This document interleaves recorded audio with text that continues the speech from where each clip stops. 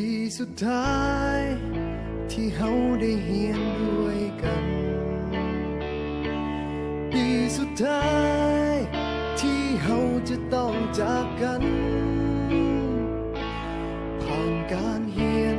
ผ่านวันเวลาจนทำให้เฮา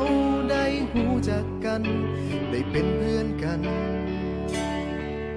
จนวันนี้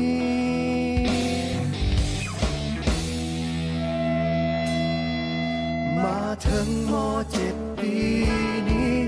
ก็เลยห้องเพลงนี้แทนใจก่อนที่เฮาจะจากไปห่างกันให้ทุกคน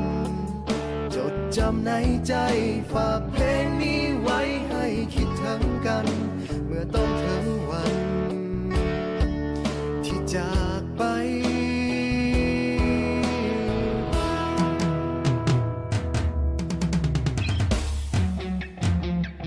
ก็เลยเขียนเพลงนี้ขึ้นมาให้ทุกคนหูไว้ออกมาจากหัวใจของเพื่อนคนนี้ถึงจะอยู่แห่งหนใด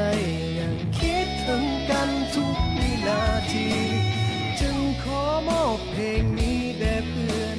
ทุกคน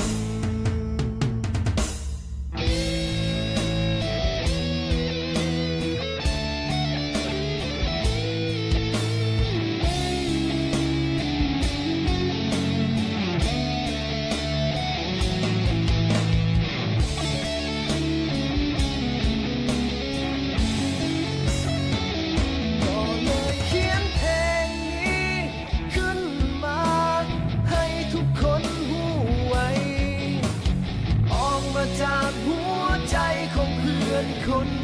นี้ถึงจะอยู่แห่งหนใดยังคิดถึงกันทุกวินาทีจึงขอมอบเพลงนี้แด่เพื่อนทุกคนสุดท้ายนี้ที่บอกเอาไว้ถึงจะอย่างใดก็ยังมีคำว่าเฮาคำว่าเพื่อนในวันนี้จะบ่มีวันเก่าพวกเฮาม.7 ปีสุดท้าย